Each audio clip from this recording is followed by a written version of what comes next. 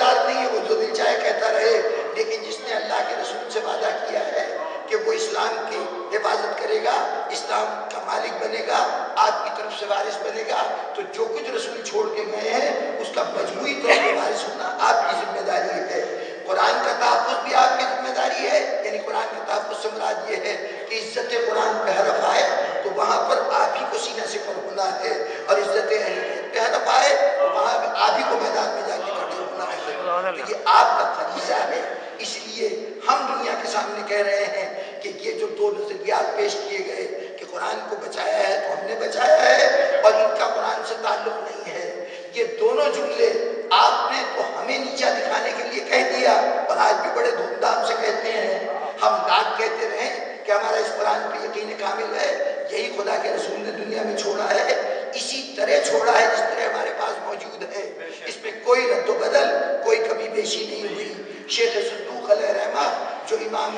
وقت سے، امام زمانہ کے ابتدائی عہد سے متصل ہیں، امام کی دعا سے جن کی ولادت ہوئی تھی، ان سے لے کر آج تک کے جتنے بھی ہمارے علماء ہیں، کم و بیش سب کے سب نے اگر اس موضوع پہ خیال ظاہر کیا، یہ کم و بیش کا ہی مطلب نہیں کہ کچھ اس کے قائل ہیں کچھ قائل نہیں ہیں، کم و بیش اس حوالے سے کہ جس نے اس موضوع کو ضروری سمجھا، اس لیے کہ پہلے 700-800 سال تک تو یہ کوئی سوال ہی نہیں تھا کہ شیعہ قرآن کو مانتے یا نہیں مانتے، یہ تازہ مسئلہ پیدا کیا گیا ہے، مشکل سے گزشتہ 200 سال کا مسئلہ ہے، اس سے پہلے کبھی الزام نہیں لگا تھا۔ اگر جیسے آج بے دھڑک کہہ دیا جاتا ہے کہ امام جعفر صادق علیہ السلام ان لوگوں نے ایسے اخبار فرمائے ہیں کہ یہ قرآن مکمل نہیں ہے، اس قرآن کو ناقص قرار دیتے ہیں، اگر ائمہ کی طرف ایسی بات نسبت دی جائے، آج یہ کہہ رہے ہیں آپ، جس وقت ان ائمہ کی جان لینے کے لیے اس وقت کے حکمرانوں کو بہانوں کی تلاش تھی، اگر یہ عقیدہ لوگوں میں ہوتا تو ان کے قتل کرنے کے لیے اس سے بہتر جواب اور کیا ہوتا؟ ذرا سوچئے کہ آل محمد کو اگر ختم کرنا ہے تو اس سے بڑھ کے عوام کے لیے قابل قبول کیا بات ہوتی کہ دیکھو یہ ان کا امام ہے اور یہ قرآن کے متعلق یہ کہتا ہے، کفر کے فتوے دیے جاتے اور امام کو اس کی بنیاد پر شہید کر دیا جاتا، عوام میں کوئی رد عمل بھی نہ پیدا ہوتا۔ لیکن اس کا مطلب یہ ہے کہ اس وقت اس مسئلے کی طرف دھیان گیا ہی نہیں، اس وقت تک تو کوشش یہ تھی کہ قرآن سے ہمارا تعلق یوں ثابت ہو جائے کہ ہم نے قرآن کی حفاظت کی ہے، ابھی صرف حفاظت کی بات تھی، یہ تو عقیدے کی بات بعد میں اس عہد کی پیداوار ہے کہ یہ کہا گیا کہ لوگ قرآن پر ایمان نہیں رکھتے، تو جناب والا جب یہ دونوں باتیں جمع کی تو نتیجہ کیا نکلا؟ آپ پتہ نہیں لڑائی جیت گئے یا ہار گئے، ہماری توہین ہو گئی یا نہیں ہو گئی، ہمارے خلاف کفر ثابت ہوا یا نہیں ہوا، یہ تو ایک الگ بحث ہے، لیکن ہوا کیا؟ آپ نے کہا قرآن ہم نے جمع کیا تھا، رسول نے جمع نہیں کیا تھا، رسول نے بکھرا ہوا قرآن پھینکا تھا، ہم نے دو گواہوں کے ذریعے سے اس کو جمع کیا، گواہیوں پر جمع کیا، گواہ بھی غیر معصوم، جمع کرنے والا بھی غیر معصوم، جب غیر معصوم جمع کرے گا اور غیر معصوموں کی گواہی پہ جمع کرے گا تو اس بات کا کیا ثبوت ہے کہ جو کچھ جمع کیا گیا ہے وہ قرآن ہے؟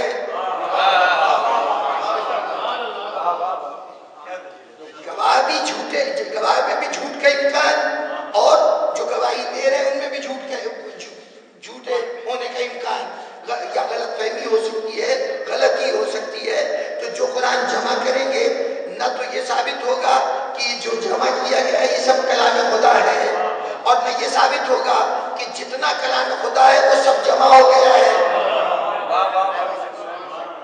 دیکھیے جب دو آدمی بیٹھ گئے اور بھائی جتنا قرآن تمہارے پاس ہے لے آؤ، جتنا تمہارے پاس ہے لے آؤ، وہ قرآن آتا جا رہا ہے، اس کو لکھا جا رہا ہے، جمع کیا جا رہا ہے، ابھی یہ تو بہت سے مسائل ہیں کہ اس طرح سے ایک ایک آیتیں جو آتی رہیں تو یہ صورتیں کیسے بن گئیں، یہ صورتوں میں کیسے کس نے ترتیب دے دی؟ کیا یہ ترتیب بھی تمہاری دی ہوئی ہے؟ اگر کہو کہ تمہاری نہیں ہے خدا و رسول کی دی ہوئی ہے تو اس کا مطلب یہ ہے کہ ایک ایک آیتیں کر کے تو قرآن جمع نہیں ہو سکتا، پھر تو پوری صورتیں آنی چاہیے، لیکن کہتے ہو نہیں جی دو آیتیں نہیں مل رہی تھی، اس کے لیے خزیمہ ابن ثابت کی گواہی کی ضرورت پیش آئی، اس کا مطلب ہے کہ آیتیں ایک ایک کر کے آتی رہیں، یہ چندے کا قرآن جمع ہو رہا ہے اور چندہ وہ لوگ دے رہے ہیں جن کے مال کے وسائل کا علم نہیں، حلال ہے کہ حرام ہے۔ چنانچہ चुनांचे पहले तो ये साबित नहीं कि ये कुरान जो है ये मुकम्मल है, पूरा कुरान इसमें जमा हो गया, और ये भी साबित नहीं कि जो कुछ जमा हुआ है वो सब कुछ अल्लाह का कलाम है। अगर गैर मासूम की तरफ निस्बत देंगे तो ये दो एतराज लाजमी एतराज होंगे। अब मजीद वजाहतों की जरूरत नहीं, तफसीलात में जाने की, ये बात अपनी जगह पर ज़हनों में हो जाए कि अगर गैर मासूम ने कुरान जमा किया है, ये बात कही जाए तो इसका लाजमी नतीजा है कि न कुरान का मुकम्मल होना साबित हो सकता है और न कुरान का किताब खुदा होना साबित हो सकता है। दोनों पहलू मशकूक होंगे। अच्छा, उसके बाद जब ये कहना शुरू किया कि जनाब ये जितने शिया हैं ये तो कुरान को मानते ही नहीं, ये तो कहते हैं कि ये अधूरा है, तो अब जब आपने ये कहना शुरू किया, आपने तो ये कह के ताली बजा ली, बज़ाहिर ने समझा कि हमने शियों को नीचा दिखा दिया। अब शियों को इस अकीदे से कोई ताल्लुक ना हो, लेकिन आप तो खुश हो लिए ना, लेकिन आप इस खुशी की कीमत किसको अदा करनी पड़ी? उस कुरान को अदा करनी पड़ी जिसके लिए खुदा ने कहा था ला रैब फीह, इसमें कोई शक नहीं। कुरान ने कैसे कीमत को अदा किया कि उन्होंने कहा कि मियाँ जिस कुरान को तुम कहते हो कि ये मुसलमानों में वो किताब है जो अल्लाह की तरफ से नाजिल हुई है, तुम्हारे मुसलमान खुद तो मुत्तफिक है नहीं इसकी किताब खुदा होने पे। अगर मुसलमानों की एक जमात इसको तहरीफ शुदा समझती है तो फिर ऐसी सूरत में गैर मुस्लिमों के सामने आप कुरान की पाकीज़गी का, कुरान की अज़मत का कसीदा कैसे पढ़ सकते हैं? यकीनन आपका ये कहना दूसरों को दावत देना है कि पहले तुम खुद तो मुत्तफिक हो जाओ कुरान पे। तुम तो खुद इसे खुदा की किताब नहीं समझते, तुम्हारे नज़दीक की तहरीफ शुदा है, इसमें इजाफा हुई है, कमी हुई है। ये इल्ज़ाम देते हुए तुमने तालियां तो बजा ली, लेकिन ये नहीं सोचा कि तुम्हारे दोनों अमल से कुरान का वजूद खतरे में पड़ गया। अगर तुम में से एक जमात उसको नहीं मानती तब भी कुरान के लिए कुरान की हैसियत मशकूक हैसियत हो जाती है। अरे भाई जितने भी हैं आप 10% हैं, बकौल दुश्मनों के 2% हैं, चलिए 2% भी होंगे तो 2% मुसलमान तो ये कहते हैं कि ये कुरान सही नहीं, बकौल आपके तो 2% मुसलमानों का। भाई हम ईसाइयों के ऊपर जब कभी उनके किताबों की बात करते हैं तो यही हवाले पेश करते हैं ना कि आपके फला आलिम ने इसके अंदर ये तजाद बताया है, यहाँ पर इख्तिलाफ किया है, ये कहा है कि जिन लोगों ने जमा किया वो हज़रत ईसा के हवारी नहीं थे बल्कि हज़रत ईसा के बाद की शख्सियतें हैं, यानी वो सहाबी भी नहीं थे, ताबईन में से थे। हज़रत ईसा के दौर में अगर इस्लामी इस्तिलाहों को इस्तेमाल किया जाए तो वो ताबईन थे जिन्होंने जमा किया। ऐसे जमा करदा इंजील को हम इंजील नहीं समझ सकते, यही एतराज़ात है। फिर ये कि आपके फला स्कॉलर्स ने, जैसे मोरिस बुकाई जैसी शख्सियतें हैं जिन्होंने इसके सेहत पे इतराज़ किया है और कहा है कि इसमें बेपनाह तहरीफात हुई हैं। किताब मुक़द्दस यानी जो यहूदियों की किताबें हैं उनमें भी और जो हज़रत ईसा की किताब है उसमें भी। तो जब ये एतराज़ात किए जा रहे हैं उसमें अगर मुसलमानों के यहाँ भी सूरत हाल ये हो कि आप कहें इसे बाद के लोगों ने जमा किया और साथ ये कहें कि इसको बहुत से मुसलमान नहीं मानते, तो फिर गैर मुस्लिमों से आप नहीं मनवा सकते। लाख आप कहते रहे जी शिया काफिर हैं, शिया काफिर हैं, लेकिन जैसे आप दुनिया भर के अपने तमाम मुखालिफिन को, चाहे उनका अकीदा कुछ हो, उनको आप शिया का लेबल लगा देते हैं। इस्माइली भी शिया है आपके नजदीक, ज़ैदिया फिरका भी आपके नजदीक शिया है, अस्ताशरी भी शिया है, और हर एक का किया हुआ हर एक के खाते में डाल देते हैं। अगर इस्माइलियों का अकीदा कोई है तो उससे अस्ताशरियों को आप चाहते हैं कि इनके सर थोप दिया जाए, जो ज़ैदियों का अकीदा है वो इनके सुपुर्द कर दिया जाता है। एक दूसरे को एक ही लाठी से आप सबको हाँकते हैं। तो ख्याल रहे कि जैसे आप शीयत के दामन में तमाम अपने मुखालिफिन को जमा कर देते हैं, वैसे ही कोई ईसाई, कोई यहूदी जब आपकी बात करेगा तो ये नहीं देखेगा कि आप में से शिया कौन है, सुन्नी कौन है, वो तो कहेगा ये मुसलमान ये कहते हैं और ये मुसलमान ये कहते हैं। वो सबको मुसलमान करार देगा, और जो मुसलमान करार देगा वो आपके फतवे काम नहीं आएंगे। वो तो कहेगा जनाब ये देखिए ये कुरान के मुतालिक आपने तो खुद कहा है, आपकी कितनी किताबों में लिखा है कि शिया कुरान को सही नहीं मानते, तहरीफ शुदा मानते हैं। चुनांचे जनाब वाला ये दोनों बुनियादें बुनियादी तौर पर इस्लाम को नुकसान पहुंचाने की बुनियादें थी, इस्लाम को ज़रर पहुंचाने की बुनियादें थी। हम